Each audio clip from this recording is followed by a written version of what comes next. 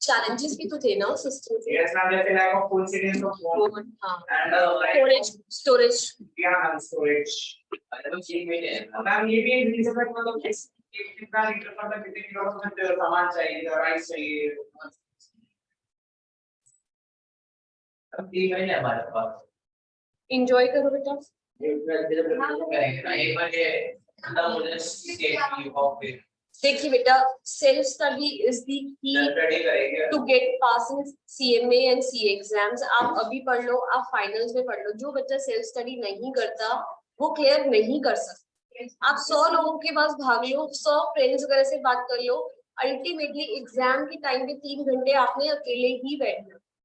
nobody will be there with you, no one।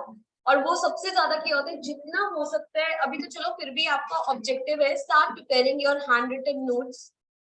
जो जो important points है को हाईलाइट करो अपने स्टडी मटेरियल में। परसों के पेपर के हैंड रिटन नोट बना। हाँ तो ऐसे ही होता है, वही बच्चा पास होता है।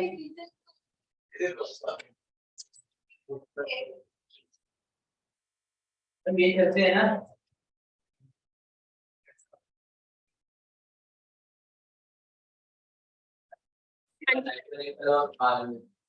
यही बनाने चाहिए बेटा, आगे फाइनल्स में भी आपको यही करना पड़ेगा। फ्लो चार्ट्स वगैरह यही बनाओगे आप, और क्या करना है। की वीडियो है वो आप तो दिमाग में है ही उससे समझना है कि एडिटर के हिसाब से चैनल को प्रिपरेशन हो जाएगी पर डिमांड और सप्लाई बच जाए अच्छे से। ये है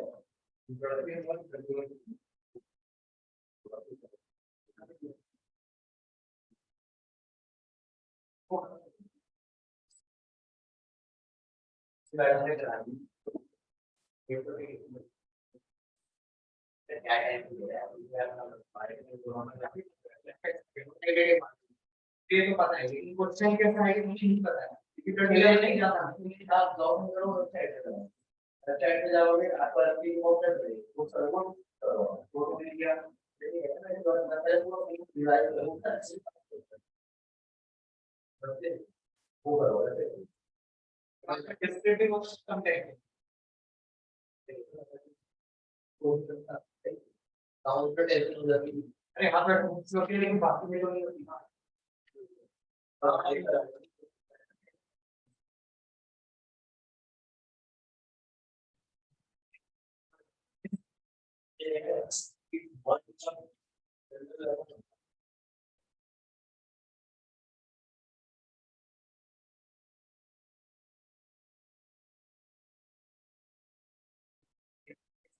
सुनिए बेटा, पहले के टाइम में क्या होता था, बार्टर सिस्टम होता था, medium of exchange will be goods और सर्विसेज, ठीक है। लेकिन उसके साथ क्या हुआ, हमें बहुत सारी डिफिकल्टीज और चैलेंजेस मिले। क्या थे उसके challenge? Lack of coincidence of all. आपको राइस चाहिए, मुझे बीट चाहिए, आपके पास राइस है ही नहीं, आपके पास पल्स है, फिर मैं क्या करूंगी। फिर उसके बाद ये बेटा lack of store of value, you can not store it, ठीक है। Lack of visibility of commodity, आपने मुझे क्या करना है, राइस देने हैं, आप मुझे कह रहे हो मैडम आपकी लैंड देनी पड़ेगी आपको, ठीक है। उसके बाद क्या था, lack of common measure of value, common standardize नहीं कर सकते थे आप।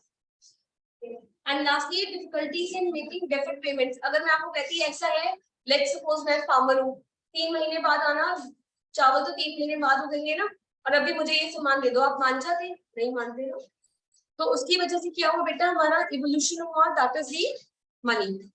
ओके, मनी के डेफिनेशन है बेटा जो हमें 3 ऑथर्स ने दी हुई है, Robertson, Seligman and walker. Okay, money is what money does,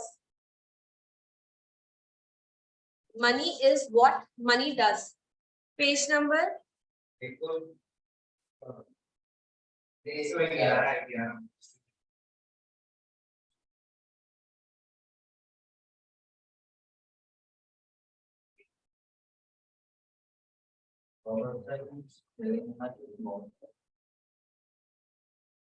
ठीक है, ये तीनों आपने एक बार रीड कर ली है।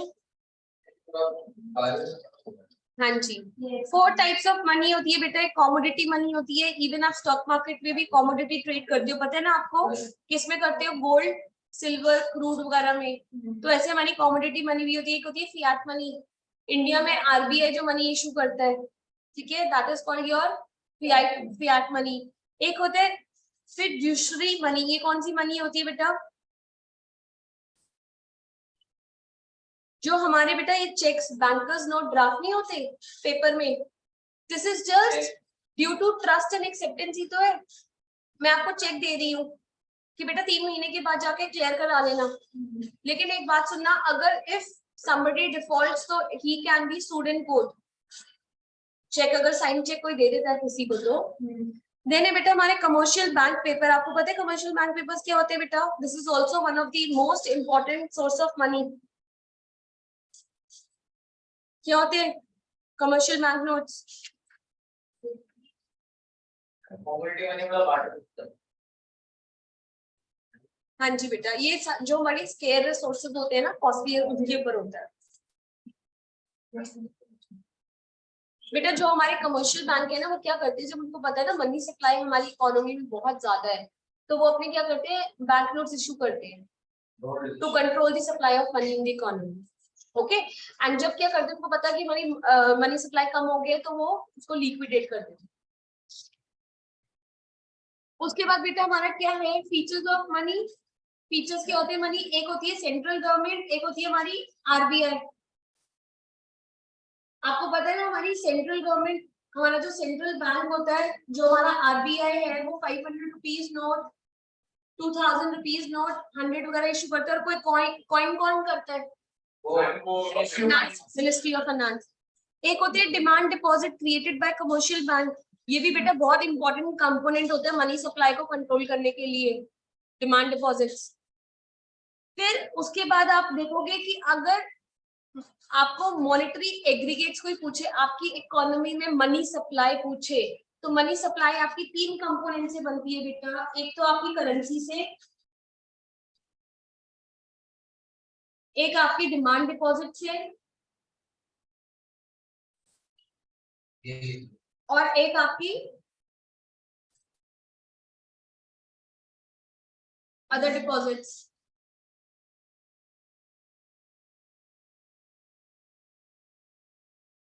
ठीक है, और जो बैंकों के पास जो अदर डिपॉजिट है, उसमें क्या इंक्लूड होता है? जो बैंक्स के पास पैसा पड़ा होता है, that is included in your other deposits. अच्छा, अब मनी की बेटा 2 वैल्यूज होती है, एक होता है एक्सटर्नल वैल्यू, एक होता है इंटरनल वैल्यू। एक इंटरनल वैल्यू क्या होता है बेटा? आप इंडियन रुपी है अक्रॉस इंडिया कहीं पे भी ले जाओ, उसकी जो वैल्यू है 2000 की नोट की 2000 ही रहेगी। नोबडी कैन से ये 2000 का नोट मैं 1000 रुपए का मानूंगा या 500 का मानूंगा, ऐसा होता है कभी? नहीं होता। सो पैन इंडिया जो उसकी वैल्यू है दैट रिमेन्स दी सेम। लेकिन इंटरनल क्या होता है बेटा? जब आप उसको कोई भी बाहर की करेंसी में कन्वर्ट कराते हो, तो it could be more also, sometimes it could be less also. Okay, जब आप अपनी डोमेस्टिक करेंसी को,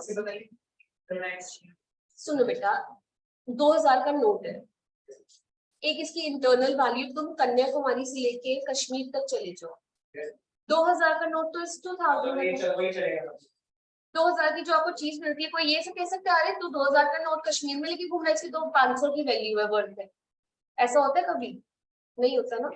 लेकिन आपकी एक्सटर्नल वैल्यू में क्या है बेटा? आप अगर सिंगापुर गए तो आप ये 2000 का नोट वहां पे चला सकते हो? नहीं, आपको क्या लेना पड़ेगा? सिंगापुर करेंसी लेनी पड़ेगी, और आप उसमें इंडियन करेंसी को एक्सचेंज कराओगे, तो the value could be more also, could be less also. ठीक है, उसके बाद बेटा हमारे पास आता है forms of money, cash money, credit money, कोई भी हमारे फाइनेंशियल एसेट्स होते हैं वो, paper money, coin, bankers cheque वगैरह, ये बहुत सिंपल है, ये कभी आता ही नहीं है क्वेश्चन आपका। अच्छा, अब मेरी बात सुनो, ये Gresham's law very important, very very important. इसमें क्या बताया गया आपको? कभी आपने अपने घर में देखे मम्मियों को या फादर्स को नए नए नोट अलग रखते हैं और पुराने नोट अलग रखते हैं? मैं भी रखती हूँ ऐसे कभी कभी। तो न्यू नोट्स क्या करती है, मैं अलग कर लेती हूँ, और पुराने नोट अलग कर लेती हूँ, and I try to spend more old notes, और न्यू नोट को मैं थोड़ा लगता है कि मेरे पास ही रहे। हाँ, बट पहले करता था मैं भी ऐसे। अब गवर्नमेंट क्या बोलती है, गवर्नमेंट कहती है मैंने न्यू नोट्स तो इसीलिए इशू करे हैं ना, गुड मनी कहते हैं न्यू नोट्स को, और फटे पुराने नोट्स को बैड मनी बोलते हैं, ठीक है। अब गवर्नमेंट क्या कहती है, बेटा मैंने न्यू नोट्स गुड मनी तो इसलिए इशू किया था कि इकोनॉमी में सर्कुलेट हो, और मैं ग्रेजुअली ग्रेजुअली करके जो पुराने नोट्स है अपनी इकोनॉमी से बाहर निकालती जाऊं। लेकिन अब लोगों ने क्या कर लिया, गुड्स नोट स्पेंड ही नहीं कर रहे हैं, ठीक है, और क्या कर रहे हैं, ओल्ड नोट्स ही स्पेंड करी जा रहे हैं। तो ये हमारा ग्रेसम्स लॉ था। ये the law states that the bad money drives good money out of the circulation. This is true in case of anything कि metal standards भी है one sided, मतलब आप what you do, नए वाले कॉइन भी ले लो, आप क्या कर रहे हो, 5 रुपए का नया का कॉइन आया, 20 रुपए का नया कॉइन आया, आप उसको संभाल के रख रहे हो, ठीक है। अब बेटा क्वांटिटी थ्योरी ऑफ मनी, ये भी इंपॉर्टेंट है, इसमें आपको रिलेशनशिप बताया गया है quantity of money and the price level of economy, quantity theory of money, ठीक है बेटा। इसमें हमें आइवरी फिशर ने हमें क्या बोले बेटा, this is to be determined by an equation, जहां पे क्या हो जाएगा हमारा money supply of money supply will be equals to the money demand in the economy. ये किसने दिया हमें, आईवी,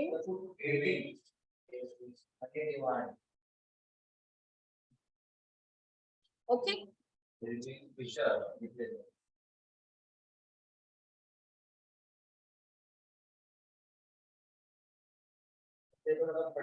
क्या बोला बेटा, the relationship between the money supply and the price level of the economy is being determined by this equation, okay, right, sorry,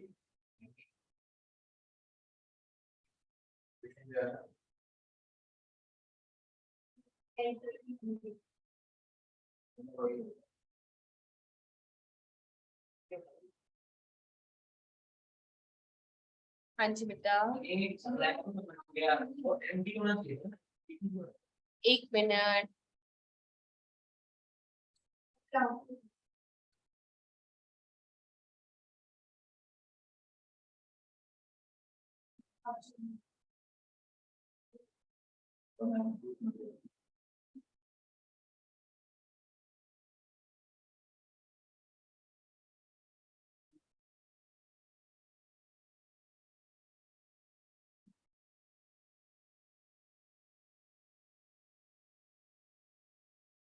ठीक है,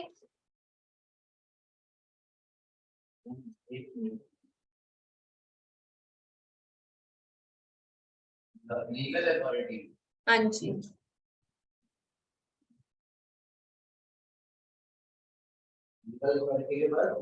इसमें ना सबसे बड़ी अजम्पशन क्या थी कि जैसे ही कोई कमाता है वैसे के वैसे ही वो स्पेंड कर देता है। जैसे लेट सपोज आज मुझे सैलरी मिली, मैं अपनी आज की ही सैलरी 100% आज ही कंज्यूम कर लूं, बट ऐसा कभी होता है बेटा, नहीं, ऐसा नहीं होता। और इवन अगर मैं स्पेंड भी करती हूँ तो some portion I save also, okay.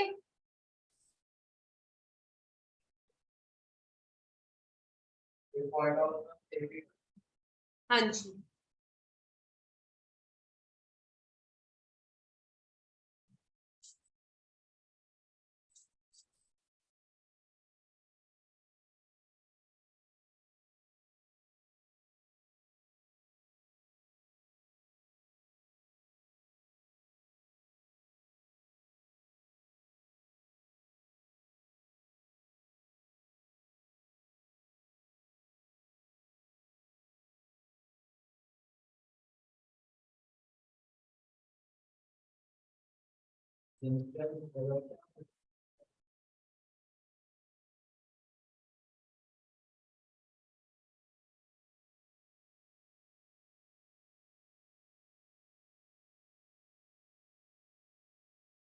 अब बेटा इसके ही ऑपोजिट हमारे पास एक और इक्वेशन आई जो हमें दी कैम्ब्रिज ने।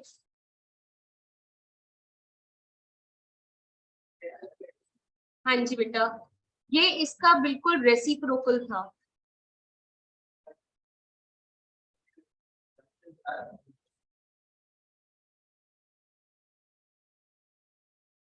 एग्जाम्पशन यही सबसे ज्यादा इंपॉर्टेंट है बेटा कि इकोनॉमी में जैसे कोई किसी को इनकम मिलती है वो एड ऑफ वैसे ही स्पेंड नहीं करता, और कोई भी economy at every time full level of employment enjoy नहीं करती है।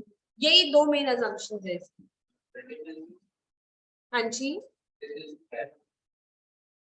वो क्रिटिसिज्म वही होता है ना बेटा, बात तो वही हो गई ना।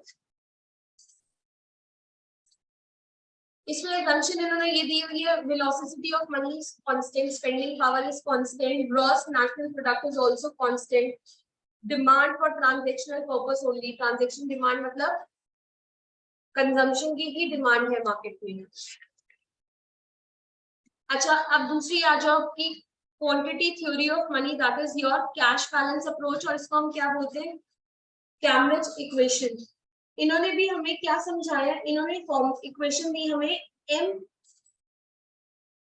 इक्वल्स टू पी के टी, और n क्या बेटा, money supply in specific period, एक पर्टिकुलर टाइम के लिए जो मनी सप्लाई है हमारी। पी क्या बेटा, प्राइस लेवल, इसमें भी प्राइस लेवल था अगर आपने देखा होगा तो। के क्या बेटा, cash balance, it is the part of total income, जो बचा हुआ पैसा पड़ा है, और दिस इज टोटल आउटपुट। इन्होंने हमें क्या बोला, मैं तुम्हें फ्रैक्स में बता देती हूँ। इनका क्या कहना था, इनका कहना था अगर इकोनॉमी कुछ प्रोड्यूस करती है तो ऐसा तो नहीं है कि at the end of the year सब कुछ ही बिक जाएगा उसका, वो नेक्स्ट फाइनेंशियल ईयर का भी तो ओपनिंग बैलेंस बनेगा, वो तो कंज्यूम नेक्स्ट फाइनेंशियल ईयर जाके होगा ना। क्योंकि अभी तक तो ऑफिशियल्स ने हमें क्या बोला था कि जिस ईयर जिस टाइम मेरे को पैसा मिला उसी टाइम कंज्यूम हो गया सारा पैसा, तो उन्होंने बोला this is not the possible chance. Okay, तो क्या होता है, कोई भी बिजनेस होता है, कोई भी कुछ भी होता है, उसका जो भी बचा हुआ माल होता है वो नेक्स्ट ईयर का ओपनिंग बैलेंस बन जाता है, that is to be consumed in the next following. इन्होंने यही समझाया, इतना फर्क बहुत है। फिर आ जाते बेटा हमारा क्वांटिटी थ्योरी ऑफ केम। इसमें क्या बोला था, money supply is totally affected by the rate of interest in the economy. अगर हमारे जो बैंक्स होते हैं बेटा, अभी आपको याद है जो मैंने अभी आपको इन्वेस्टमेंट वाला भी कराया था, आई एम सो सॉरी, ये कैसे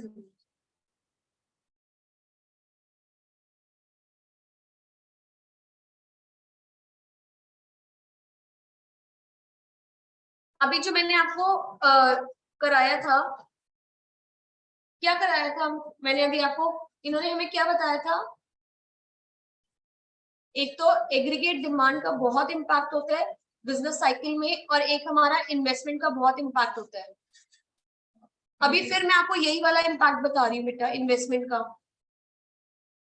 अगर बेटा मेरा रेट ऑफ इंटरेस्ट इकोनॉमी में लो है तो आई विल इन्वेस्ट मोर, बैंकों से सस्ता फंड मिल रहा है तो मैं क्या करूंगी, अपनी इन्वेस्टमेंट बढ़ा दूंगी, प्रोडक्शन कैपेसिटी इंक्रीज कर लूंगी। इन्होंने हमें यही सिखाया कि जो इंटरेस्ट कम है, मनी सप्लाई होता है ना बेटा, उन्होंने क्या किया, उन्होंने ये बोला कि जो रेट ऑफ इंटरेस्ट होता है ना इकोनॉमी का, वो सबसे ज्यादा की वाइटल रोल होता है to determine the value of the money in the economy. बस, ठीक है। फिर उसके बाद यही जो होता है जनरल प्राइस लेवल को भी कंट्रोल करने में हेल्प है, इन्फ्लेशन में। फिर उसके बाद बेटा आपको थोड़ी सी डेफिनेशन दी हुई है जो आपको खुद ही पढ़नी पड़ेगी। क्रो थेटर, बहुत ही मुश्किल है प्रोनाउंस करना। सेम्युएल्सन,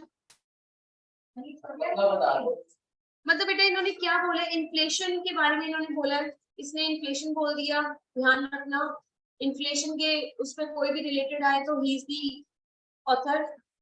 अच्छा, नीचे वालों ने भी इन्फ्लेशन ही समझाया गया है। अच्छा, inflation is a state which the value of the money is following that the prices are rising. इन्होंने जनरल प्राइस लेवल की बात करी है इन्फ्लेशन के लिए.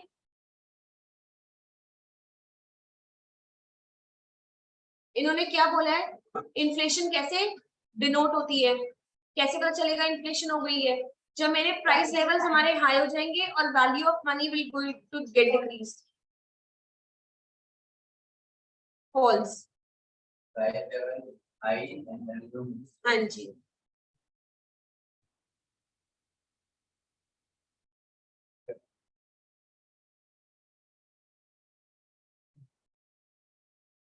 अब बेटा क्या होता है हमारा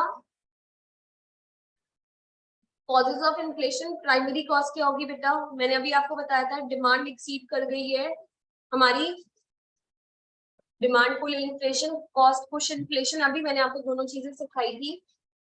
एक तो प्राइम कॉज ये हो गया, aggregate demand exceeds the aggregate supply, cost of production becomes higher, that is cost push inflation. हाँ जी. Increase in public spending, government ज्यादा से ज्यादा स्पेंड कर रही है, उससे क्या होगा, aggregate demand in the economy will increase, ultimately क्या होगा, इन्फ्लेशन का इम्पैक्ट होगा. Deficit financing of government spending, government क्या कर रही है, कम कर रही है. Increase velocity of circulation, velocity of circulation का मतलब क्या है, total money supply by the government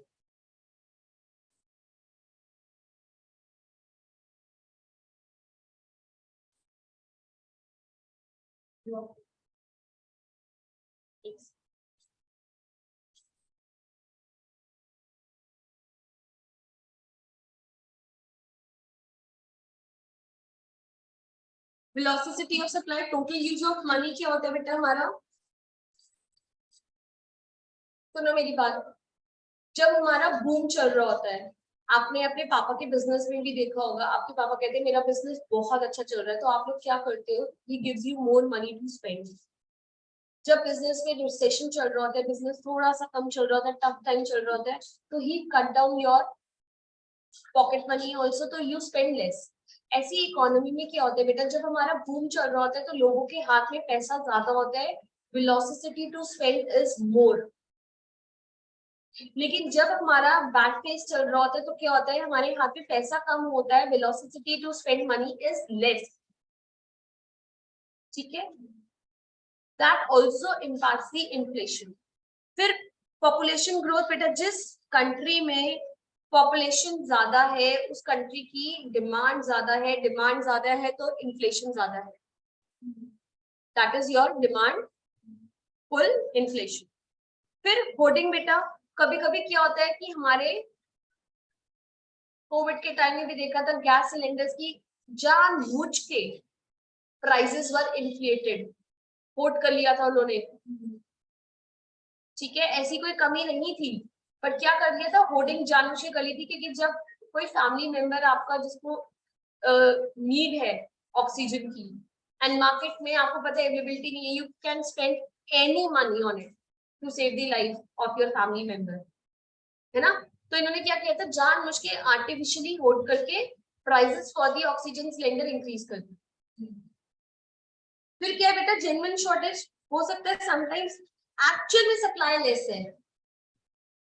okay, हमारे पास क्या होता है, कभी आपने देखा है कि पर्टिकुलर सीजन होता है उसमें वेजिटेबल्स के रेट एक्चुअली गोज हाई, क्योंकि क्या होता है, रेन नहीं हुई होती, फार्मर की हार्वेस्टिंग प्रॉपर्ली नहीं हुई होती, तो रेट्स अपने आप इंक्रीज होता है. उसके बाद बेटे क्या है हमारा exports. If the total output of a commodity is not sufficient to meet both domestic and foreign demand, then exports creates inflation in the domestic economy. अरे सुनो मेरी बात, अगर हमारी इंडिया में लेट्स सपोज पतंजलि ले लो, प्रोडक्शन यूनिट वही है, 1000 च्यवनप्राश बन सकते हैं, पतंजलि के 1000 बन रहे हैं. एक्सपोर्ट में बाहर की कंट्री में इसकी डिमांड ज्यादा है, पतंजलि के च्यवनप्राश की डिमांड बहुत ही ज्यादा आ गई है. He will spend in sell in India? No. He will try to sell every quantity there only. तो ये भी मेजर इम्पैक्ट होता है हमारी इकोनॉमी में इन्फ्लेशन को लेके आने के लिए। फिर क्या होगा, इंडिया में पतंजलि के च्यवनप्राश कम मिलेंगे और फिर people are willing to sell more, spend more to bye.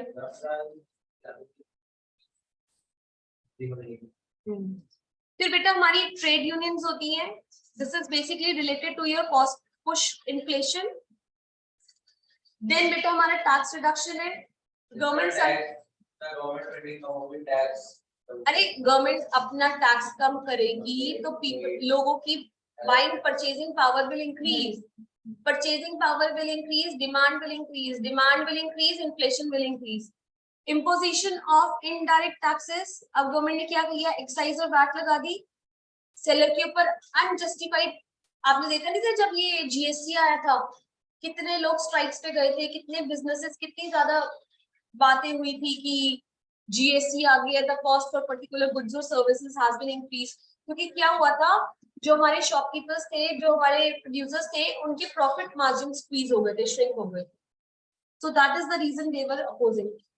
Price rise in international market, अब बेटा पेट्रोल क्रूड ऑयल के प्राइसेस इंटरनेशनल मार्केट में हाई है तो इंडिया को तो इन्फ्लेशन फेस करना ही पड़ेगा ना।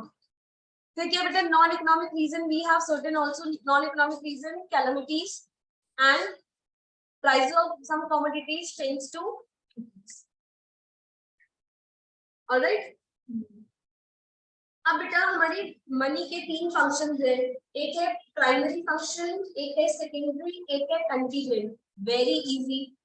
प्राइमरी फंक्शन क्या है, if you want to buy anything you can only get by spending money। उसके बाद क्या है, मेजर्स टू वैल्यू, एक किसी कमोडिटी को वैल्यू करने के लिए बेसिकली कि ये कमोडिटी कितने की है, क्या यूज करते हैं हम, denomination, that is your money. मतलब मनी एक वैल्यू तरह ही काम करता है, एक चीज की डिटरमाइन करने के लिए कि इसकी वैल्यू क्या है, we use money. Secondary function बेटा स्टोर ऑफ वैल्यू, मनी को you can store for future. Standard of डेको पेमेंट्स, मैं आपको कह सकती हूँ बेटा आज नहीं 3 महीने बाद आ जाना। Transfer of money, transfer of money क्या है, हम वन पर्सन आपको एक्सेप्ट करेगा, आप मुझे मना करोगे कि मैं तो मनी नहीं देता, ऐसा नहीं होता। कंटीजेंट फंक्शन, आप मनी, हाँ आप बेटा अपनी नेशनल इनकम को भी किस में डिटरमाइन करते हो, मनी के टर्म्स में ही करते हैं ना हम लोग। उसके बाद ये मनी इक्वलाइज मार्जिनल यूटिलिटी प्रोडक्टिविटीज, इसका मतलब क्या हुआ बेटा, अगर अब जब यूटिलिटी का हम कंसेप्ट पढ़ रहे थे तो हम क्या पढ़ रहे थे, जितना पैसा स्पेंड करके आए हैं उतनी यूटिलिटी लेके आए हो नहीं आए, है ना, पढ़ा नहीं था मार्जिनल यूटिलिटी एमयू, यही तो पढ़ा था हमने। उसके बाद बेटा बेसिस ऑफ क्रेडिट,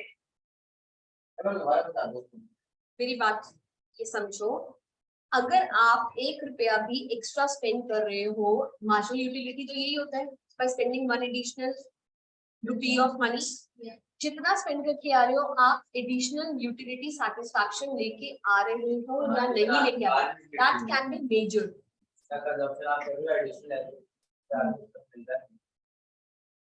अब बेटा बेसिस ऑफ क्रेडिट, अब बैंक्स क्या करते हैं, आपको उधार देते हैं। लिक्विडिटी बेटा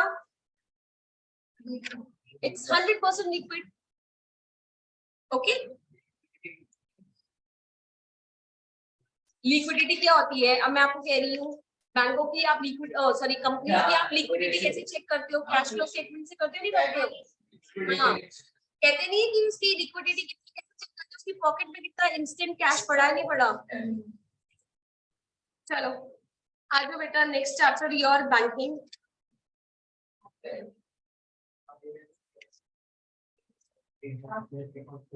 बड़ा खींचा हुआ है इसमें, इतना ना आता भी नहीं है आपको।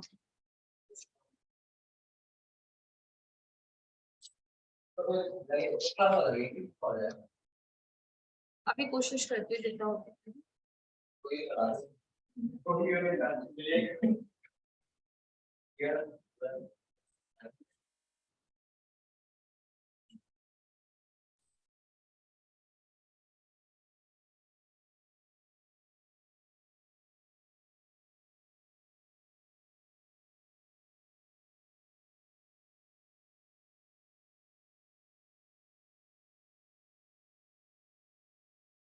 क्योंकि वो एक और भी है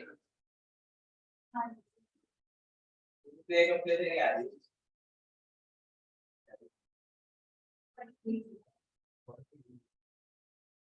अब मेरी बात समझो बेटा, व्हाट आर दी बैंक्स, इसमें भी हमें दो डेफिनेशन दी हुई है। शेयर और एक ग्रुप,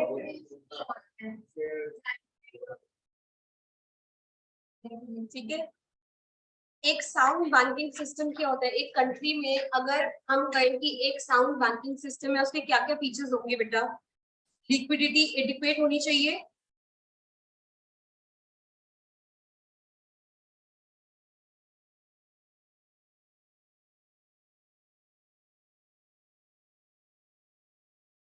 शेयर का ब्रोकर है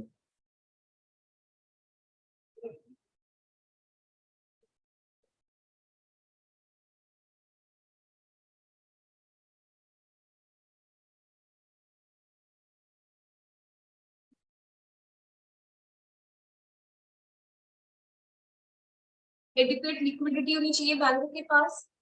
कल को आपने अपना डिपॉजिट कराया, बैंक के पास जा रहे हो, पैसे वगैरह है ही नहीं मेरे पास, तो विल इट वर्क? नहीं हो सकता। Expansion of banking throughout the economy, bank available होने चाहिए आपके। Investment and loan policies could be very much optimise, महंगे भी नहीं होने चाहिए, सस्ते भी नहीं होने चाहिए ज्यादा। और लास्ट में ह्यूमन फैक्टर, जो हमारा बैंकिंग सिस्टम है totally depends upon the human resource, even every business is totally depends upon the human resource. उसके बाद बेटा हमारे कमर्शियल बैंक्स के क्या क्या फंक्शंस है? एक्सेप्टेंस ऑफ डिपॉजिट, आपको पता है ना करंट और सेविंग अकाउंट में क्या फर्क होता है? Current account are maintain by the businesses, savings account are maintain by the household. Saving account में आपको 4% अराउंड इंटरेस्ट मिलता है, करंट अकाउंट में कोई इंटरेस्ट नहीं मिलता। टर्म डिपॉजिट क्या होता है? For a fixed period of tenure आपने बैंक के पास डिपॉजिट करा दी है। ये रेकरिंग और cumulative deposit, this is just like a fixed deposit, लेकिन ये क्या होता है? After every certain period of time you are going to bank and you are depositing a constant amount with the bank.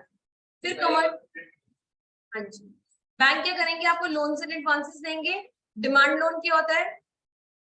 आप मेरे पास loan लेने आए, मैं बैंक को कमर्शियल बैंक, जिस दिन मैंने डिमांड करी आपको मेरा लोन रीपे करना पड़ेगा, तभी इसको हम डिमांड लोन कहते हैं।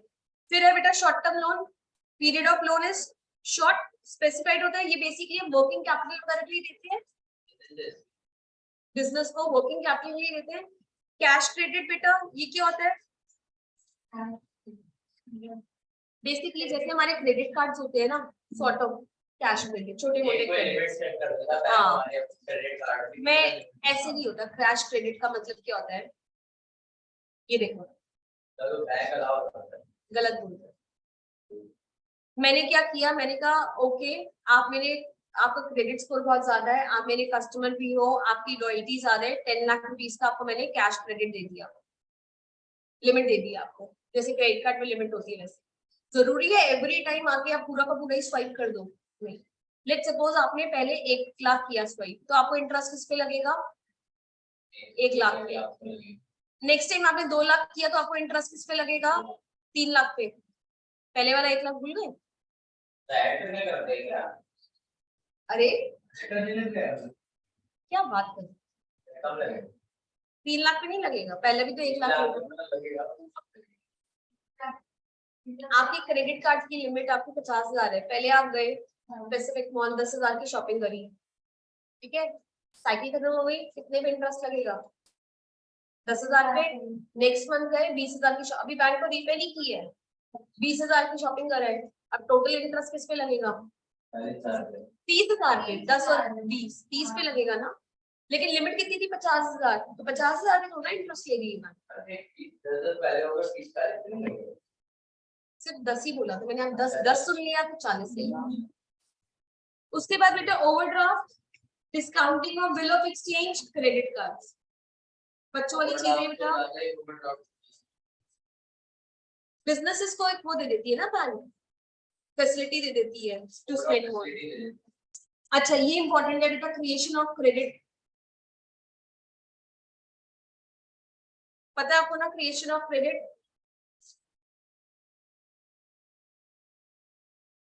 सुनो,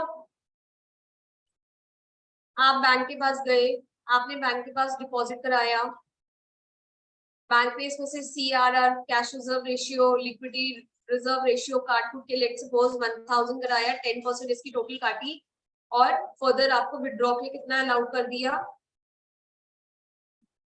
900 रुपीज। तो इसको तो हम क्रेडिट क्रिएशन कहते थे। अब यही 900 रुपीज आप फिर किसी बैंक को दोगे, इसमें से फिर 10% कटेगा, फिर इकोनॉमी में कितना पैसा विड्रॉ होगा 810 रुपए।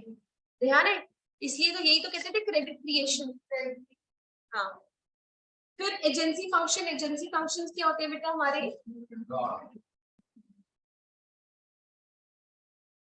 एजेंसी फंक्शंस क्या होते हैं बेटा हमारे, अगर आपने कोई उनको बिल दिए डिस्काउंट करने के लिए बिल, या आपने कहा मेरी तरफ से ये एक्सपेंसेस आप कंसिस्टेंट और रेगुलर बेसिस पे कर देना, आपको बड़ी सारी अदर फैसिलिटीज भी देता है। आजकल तो म्यूचुअल फंड्स वगैरह आपके लिए सेल परचेज भी कर लेता है, डीमैट फॉर्म की भी फैसिलिटी दे देता है।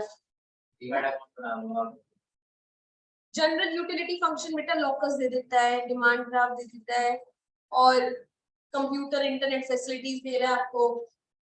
कहीं से भी आप परचेज कर रहे हो आपको वो हेल्प कर रहा है, कहीं अब्रॉड जा रहे हो आपको ट्रैवलर्स चेक दे रहा है, फॉरेन एक्सचेंज आप इनसे कर सकते हो, बिजनेस को असिस्टेंस भी दे देता है, इंफॉर्मेशन भी प्रोवाइड कर देता है, ऑटोमेटेड टेलर मशीन्स भी दे देता है। प्रिंसिपल्स ऑफ कमर्शियल बैंक बेटा, प्रिंसिपल ऑफ लिक्विडिटी, किसी भी टाइम पे आपके पास आपका डिपॉजिटर आएगा, उसको मना नहीं करना कि मेरे पास कैश नहीं है, you need to maintain proper cash. वो उसका पैसा था and he is eligible to withdraw the money any time. Principle of profitability, हर बैंक का मोटिव होता है बेटा, ये देखो बैंक ने, आपने बैंक को डिपॉजिट कराया, सुनो आपको 4% पे इंटरेस्ट पे दे रहा है, यहाँ पे बैंक ने यही अमाउंट लोन पे दे दिया 8% पे, तो ये जो 4% है ये क्या है, बैंक का प्रॉफिट ही तो है।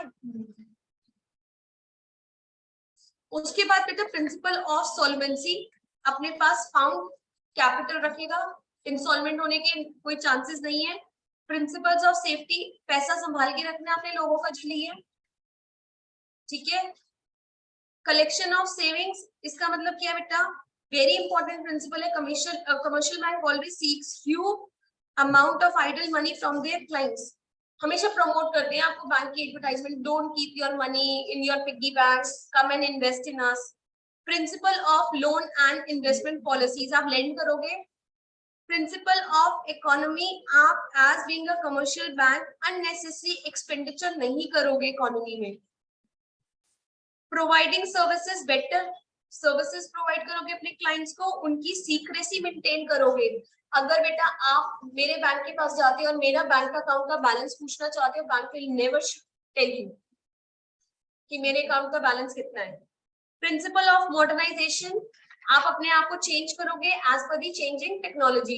इंटरनेट आया ना, इंटरनेट से नेट बैंकिंग सर्विस आई है, कभी याद है आप लोग कभी बैंक गए हो। फिर उसके बाद प्रिंसिपल ऑफ स्पेशलाइजेशन बेटा, जो भी कोर फंक्शन है आपके, आप उसमें प्रॉपर स्पेशलाइज एफिशिएंट सर्विसेज दोगे। प्रिंसिपल ऑफ लोकेशन, जहां पे कस्टमर ज्यादा अवेलेबल है। कभी भी आपने देखा मेन एटीएम्स कहाँ पे होते हैं, जहाँ पे footfall of customers are more. Isolated जंगलों में कभी एटीएम देखे हैं आपने। प्रिंसिपल्स ऑफ रिलेशनशिप, अपने क्लाइंट्स और कस्टमर्स के साथ गुड रिलेशनशिप हेल्दी बनाओगे। और प्रिंसिपल ऑफ पब्लिसिटी, मतलब क्या करोगे आप, advertisement through different mediums, to different modes आप बताओगे कि हम बेटर हैं बाकी बैंकों से।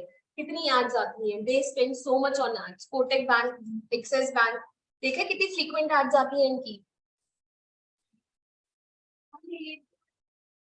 बेटा आप अपने कस्टमर्स और क्लाइंट्स के साथ हेल्दी रिलेशन बनाओगे। जब जाते हो सर, हाँ जी, यस मैडम, कभी आप गए होगे पीएसयू बैंक, कैसे बात करते हैं आपसे, पोस्ट ऑफिस चले जाओ, अगर कहोगे ना एंट्री कर दे तो भी भगा देंगे आपको। एक एक घंटा लाइन में खड़े करते हैं, फिर कहते हैं मैडम लंच ब्रेक हो गया। सो बेटा हमारे बैंक रेट पॉलिसी, इसमें क्या है, a banker's bank, a central bank lends money और rediscount the bills of the commercial bank. अब जैसे बेटा हमारे लिए क्या है, ये चेन है पूरी, देखो जो हमारा आरबीआई है ना, ये बैंकर्स का बैंक है। फिर उसके बाद बेटा हमारे क्या है, कमर्शियल बैंक है। फिर हम क्या है, आम जनता है। अब ये जो हमारा मेन बैंक है ना, रेगुलेटरी अथॉरिटी है, ये गवर्नमेंट को भी बहुत सपोर्ट करता है। गवर्नमेंट के जितने अकाउंट्स होते हैं वो कहाँ होंगे, आरबीआई के पास होंगे, कमर्शियल बैंक के पास होंगे। आपको इसमें यही सब समझाया हुआ है। जो बैंकर्स बैंक है, सेंट्रल बैंक लिंक्स मनी और rediscount the bills of the commercial. अब कमर्शियल बैंक को अपने बिल्स रीडिस्काउंट करवाने तो किसके पास जाएगा, आरबीआई के पास ही तो जाएगा, सेंट्रल बैंक। बड़े बड़े आरबीआई, फाइनेंस मिनिस्ट्री का, डिफेंस मिनिस्ट्री का, ऐसे कोई डायरेक्टली नहीं। अब तुमको अंबानी ने अपना आरबीआई के पास अकाउंट सेंट्रल बैंक के पास खुलवाया, ऐसे नहीं, वो तो अलग कमर्शियल बैंक में, commercial bank. The rate of interest charged by the central bank is known as the bank rate. कोई भी सेंट्रल बैंक रेट चार्ज करता है, इसको क्या कहते हैं बेटा, बैंक रेट। अगर मेरा बैंक रेट ज्यादा है, इकोनॉमी में मनी सप्लाई का फ्लो कम हो जाएगा, पैसा लेना ज्यादा मुश्किल है, ठीक है। अगर बैंक रेट मेरा डिक्रीज होता है तो मनी सप्लाई इकोनॉमी में इंक्रीज हो जाती है, क्योंकि सस्ता मिल रहा है पैसा उधार पे। By manipulating bank rate, commercial bank regulates the credit creating power of the banks. ठीक है, ये कॉस्ट होती है बेटा, मनी लेंडिंग कॉस्ट कहते हैं इसको। The rate is also known as the market rate. Okay, the market rate and the bank rate is the profit margin of the commercial bank. अब लेट्स सपोज कमर्शियल बैंक गया RBI के पास और RBI ने इसको 10% पे loan दिया। अब यही कमर्शियल बैंक में, ये मार्केट रेट हो गया कमर्शियल बैंक का, ये 10% बैंक रेट हो गया। ये कमर्शियल बैंक है, मुझे ये 15% दे दिया आम जनता को, तो ये मार्केट रेट से अपना बैंक रेट का डिफरेंस हो गया ना ये हमारा। तो प्रॉफिट ऑफ कमर्शियल बैंक क्या हो गया, market rate minus bank rate 5%। ठीक है, मार्केट रेट को दे, हाँ जो रेट दे रहे हैं, ठीक है। So when bank rate rise, market rate also rise. अब बैंक आरबीआई पैसे बढ़ाएगी, वो रेट बढ़ाएगी तो कमर्शियल बैंक में तो रेट बढ़ाएगा, ठीक है। बस वही है बेटा, क्रेडिट पॉलिसी है इसमें, और तो कुछ नहीं है। If bank can collect funds from the other sources or relatively cheaper rate, then they could not depend upon the central bank credit. अगर बैंक को कहीं और से पैसे मिल रहे हैं कमर्शियल बैंक को, वो क्यों जाएगी सेंट्रल बैंक के पास पैसे लेने के लिए। So again, if the investment opportunity is not present, the market demand of credit will be weak in the fall in the bank rate and will not rise the level of bank credit. अगर हम इंसानों को भी, normal citizen को भी कहीं से पैसा ज्यादा सस्ता मिल रहा है बैंकों के अलावा, तो we will not going to the banks to borrow.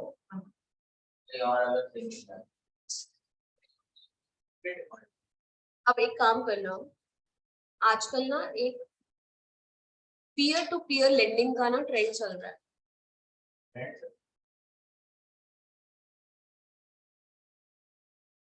ये नया कंसेप्ट आ रहा है हमारी इकोनॉमी में। एक बार इसको जरूर पढ़ना, आपको बहुत सारी इसकी यूट्यूब में वीडियोस भी मिल जाएंगी, स्टडी मटेरियल मिल जाएगा कि व्हाट इज दिस। इसमें हमें बैंकों की जरूरत ही नहीं है। अब OLX वगैरह में क्या है, आप डायरेक्टली किसके पास जाके बात करते हो, सेलर के पास जाके बात करते हो। एज बीइंग अ बायर क्या करते हैं, एयरबिन में क्या हुआ, डायरेक्टली जो घर प्रोवाइड कर रहा है उससे बात कर रहे हो। ये पीयर टू पीयर लेंडिंग भी ऐसी है, बोरोवर और लेंडर डायरेक्टली बात करते हैं without the involvement of the bank. Positive aspect भी है, नेगेटिव एस्पेक्ट्स भी है, वो पढ़ने हैं। चलो बेटा, बाकी ये हमारा commercial bank and central bank next class में करेंगे। नेक्स्ट क्लास में खत्म हो जाएगा हमारा।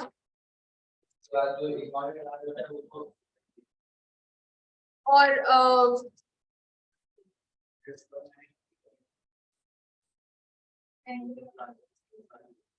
बस आप ना मेरे लिए एक फेवर कर सकते हो बेटा, मैंने आपको पेस्टल एनालिसिस नहीं कराया ना पहले, कराया था मैंने, ACCA स्टूडेंट्स को कराया बहुत बार।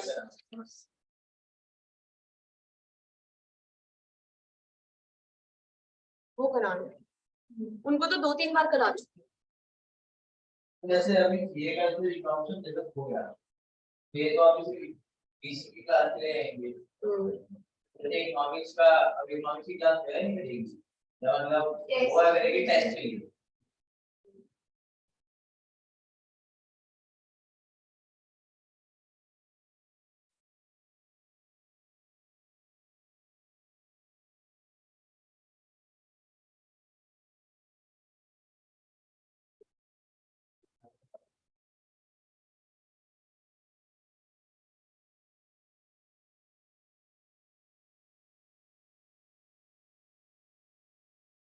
बस आपको ना लीडरशिप एंड मोटिवेशन की थ्योरीज बनानी है, वो ज्यादा इम्पोर्टेंट एक बहुत इजी है। ठीक है, that's fine Shruti. Yes, ma'am.